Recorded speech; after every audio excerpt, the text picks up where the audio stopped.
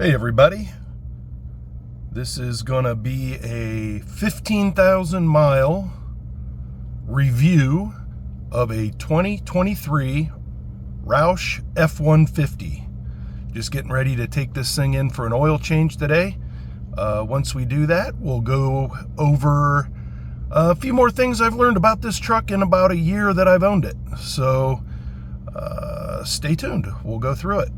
Now, one thing, and I'm sure it's under warranty, and this is not a Roush thing, but there's these little louvers in here, and you can hear that clicking sound. I think the little motor, yeah, you can see them closing up.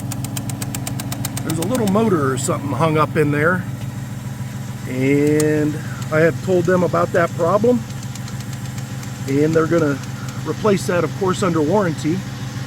But that's one of the things that in the last year has been giving me a little trouble. It started about a few months ago.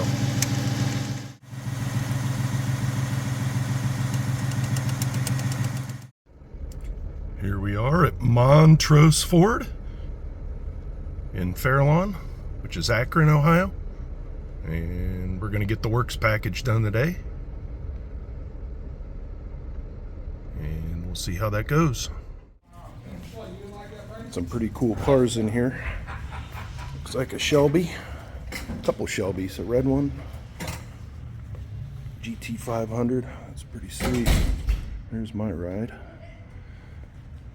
Another Shelby 500.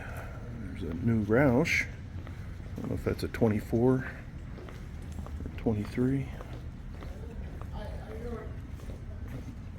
It's pretty identical to mine for the most part. Definitely got some cool cars at this place. Well, I'm going to go through a few experiences that I've had with this thing. One of them is the screen here. Doesn't do it every time, but probably 1 time out of 10, it doesn't start up when you start the truck. It has to reboot for some reason, and it takes probably, I don't know, 2-3 minutes. So of course the heating and stuff is on the screen, so if you're trying to adjust anything on the screen until that thing reboots, yeah, it doesn't really it's not real great. I wish that you just had a knob down there for that kind of stuff. But it doesn't happen every time. It's only once in a while. And, you know, that's not a Roush thing. That's a Ford. I need to tell them about that sometime when I bring it in. Another thing, not so great. You can see we're averaging 15.9 miles per gallon. I don't know what they rate this thing as, but it certainly isn't what the rating on the sticker is.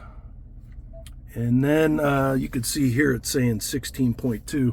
So, and that's like real world driving. I'm not overly aggressive with this thing, but I don't baby it either. So, I mean, if you really babied it and did a lot of highway driving with it, you'd probably be above that number.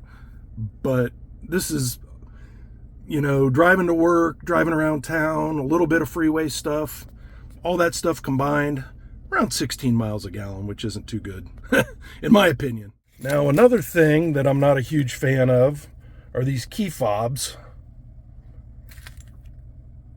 here. And I had one experience, or actually it happened 3 different times, where I got in and went to hit the start button. It said no key detected, and the key's in my pocket. And I'm like, oh crap, you know, what do I do?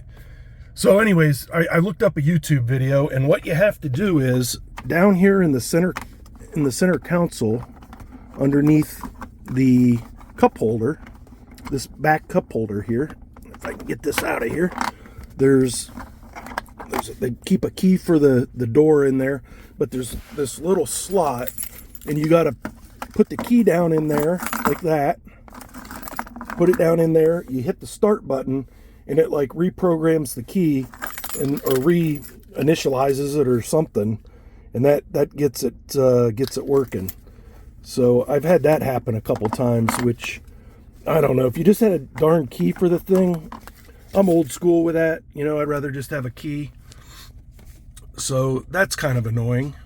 And then having driven this all winter long, and this isn't a Roush thing for certain, it's not a Ford thing, it's just a 2023 car thing in general, are these little sensors down here. Yep, you can hear that thing clicking away. In the wintertime, when it's like slushy and snowy, there gets an ice buildup over the whole front end of this thing, right? And the back, and it freaks out the sensors inside the truck. It keeps, every time you do something, it starts beeping at you, telling you that the sensors are unavailable. And I wish they had some kind of feature, and maybe they do and I just don't know about it. I wish there was some kind of feature where if it was below 40 degrees and the sensors were covered, you could go into a menu and just shut it off.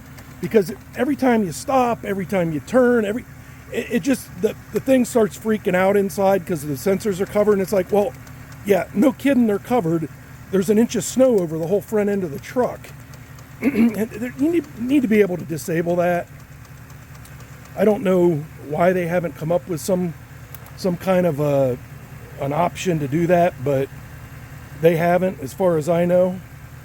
So that's another thing that's annoying in the winter. If you drive in nice weather all the time, obviously that's not going to be an issue, but here in Northeast Ohio, probably with any vehicle, it's ridiculous. As far as things I like, I didn't think I would really like it that much, but having the lane assist and the adaptive cruise control and all that stuff, I've taken this thing on a couple long trips, and man, this thing basically drives itself. It's actually really amazing. You have to keep your hands on the wheel and put some pressure against it every so often, but going on like a couple 200-300 mile trip, man, it makes it nice. You feel a lot less like beat up when you get there, because the truck's basically driving itself at that point, which is, I didn't think I would like it, but when I actually used it and got comfortable with it, man, it's really awesome. And that's you know, that's not a Roush thing, that's a Ford thing. And then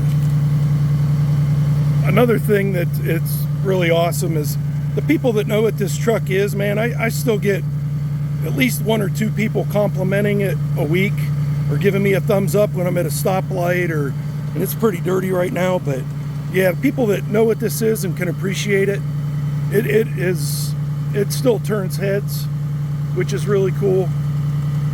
But the negative part of that is you can't really go anywhere where, I mean, there's not too many of these things around, so you're not gonna sneak in anywhere with this truck. But yeah, it gathers a little bit of attention, but not a ridiculous amount, you know. It's just the right amount that it's not obnoxious, but it still makes a statement, I guess. Okay, so it's a couple days later, and they fixed those louvers in there. I think it's those right there. I don't know what they did. I brought it in to the Ford dealer, and they replaced it as a warranty item. So it's not making that clicking sound anymore, which is a good thing. And then just one more thing, and then I'll give it a quick rev.